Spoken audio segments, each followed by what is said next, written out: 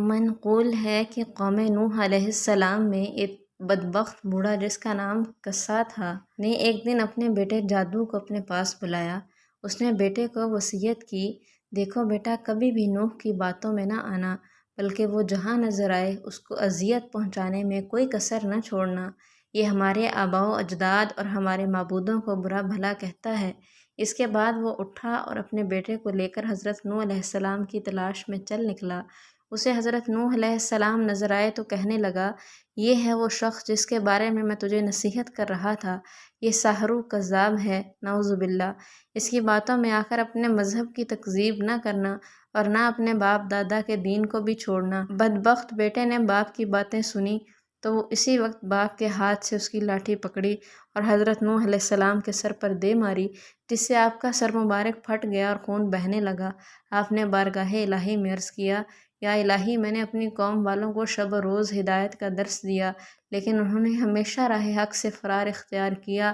پھر فرمایا، اے اللہ، اگر تو ان پر نظر رحمت فرماتا ہے تو انہیں ہدایت کا راستہ دکھا، یا مجھے ان بلاؤں پر صبر عطا فرما، کیونکہ اب طاقت صبر ختم ہو گئی ہے اور ان کی حرکتیں برداشت سے باہر ہو گئی ہیں۔ کاش مجھے علم ہوتا کہ اس قوم سے کوئی بھی ہدایت پا لے گا۔ ارشاد باری تعالیٰ ہوا کہ اب تمہاری قوم میں کوئی ایمان لانے والا نہیں ہے، جنہیں ایمان لانا تھا وہ لا چکے۔ پھر ارشاد باری تعالیٰ ہوا، اے نوح، اب ہدایت پانے والوں میں نہ تو باپ کی سلبوں میں اور نہ ماؤں کے ارحام میں کوئی باقی رہا ہے۔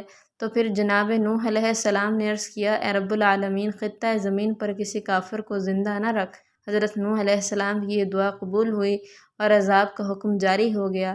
امام ابن کثیر علیہ رحمۃ اللہ علیہ نقل کرتے ہیں کہ حضرت نوح علیہ السلام کی ولادت حضرت آدم علیہ السلام کی وفات کے 126 سال بعد ہوئی۔ آپ کا شمار اللہ تعالیٰ کے ان جلیل القدر انبیاء میں ہوتا ہے جن کا تذکرہ قرآن پاک میں فرمایا گیا اور قرآن پاک کی 28 سورتوں میں آپ کا ذکر خیر فرمایا گیا۔ آپ نے پیغمبروں میں سے طویل عمر پائی، اس کے باوجود نہ آپ کا کوئی دانت گرا اور نہ کوئی بال سفید ہوا۔ عبادت و ریاضت کا یہ عالم تھا کہ دعوت، تبلیغ و رشد و ہدایت کے باوجود ہر دن رات میں 1000 رکعت ادا کرتے، اور آپ ہی کو اس سلسلہ میں اولیت حاصل ہے کہ آپ کی بد دعا سے امت ہلاک ہوئی۔ باوجود اس کے کہ آپ کی قوم کے لوگ سخت اذیتیں دیتے، لیکن پھر بھی آپ ان کے ساتھ حسن سلوک فرماتے، یہاں تک کہ آپ ان کے گھروں میں جا جا کر تبلیغ فرماتے، جس کی وجہ سے لوگ آپ کو مجنون اور دیوانہ کہا کرتے تھے۔ منقول ہے کہ طوفان نوح علیہ السلام سے قبل قوم نے آپ کو اس قدر ایذائیں دینا شروع کر دی تھیں کہ وہ آپ کو اتنا مارتے کہ آپ کے اعضاء ٹوٹ جاتے اور آپ شدت تکلیف سے بے ہوش ہو جاتے۔ وہ آپ کو اٹھاتے، کمبل میں لپیٹ کر اس خیال سے گھر پھینک جاتے کہ اب مر جائیں گے۔ کئی بار ایسا ہوتا کہ گھر میں پھینک کر اوپر پتھر بھی ڈال جاتے۔ رات کو جبریل علیہ السلام آ کر پتھر اٹھا کر پھینکتے اور آپ کو وہاں سے نکالتے، اپنے پروں کو زخموں پر ملتے، جس سے زخم فوراً ٹھیک ہو جاتے۔ اگلا دن ہوتا تو آپ پھر قوم کو گمراہی سے نکالنے کے لیے نکل پڑتے۔ تاریخ طبری میں ہے کہ حضرت ابن عباس رضی اللہ تعالیٰ عنہ سے ایک روایت مروی ہے کہ اللہ تعالیٰ نے 480 سال کی عمر میں حضرت نوح علیہ السلام کو نبوت عطا فرما دی۔ 120 سال آپ نے لوگوں کو اللہ کے دین کی طرف بلایا، لیکن قوم نے کسی کی بات ماننے سے انکار کر دیا۔ پھر اللہ تعالیٰ نے آپ کو کشتی بنانے کا حکم دیا، اور جب آپ کشتی بنا کر اس میں سوار ہوئے، اس وقت آپ کی عمر مبارک کچھ 100 سال تھی۔ پھر عذاب نازل ہوا اور تمام سرکش نافرمان پانی کے عذاب میں غرق ہو گئے۔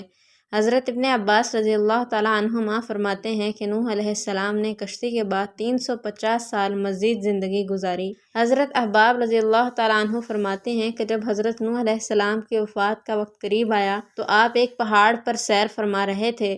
حضرت ملک الموت روح قبض کرنے کے لیے تشریف لائے تو آپ کے پیچھے پہاڑ پر تشریف لے گئے۔ جب ملک الموت کا سامنا حضرت نوح علیہ السلام سے ہوا تو عرض کی، موت کا وقت ہو چکا ہے۔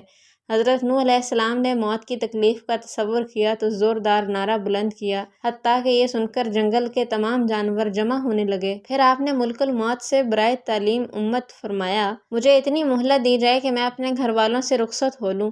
آپ کا یوں فرمانا اس وجہ سے نہ تھا کہ معاذ اللہ آپ موت سے فرار حاصل کرنا چاہ رہے تھے، بلکہ آپ تو امت کو یہ درس دے رہے تھے کہ موت کا لمحہ آنے سے پہلے پہلے جو اچھے اعمال کر سکتے ہو کر گزرو، کیونکہ باوقت انتقال کسی عمل کی مہلت نہیں ملے گی۔ چنانچہ ملک الموت نے کہا کہ مجھے اس کی اجازت نہیں کہ مہلت دی جائے۔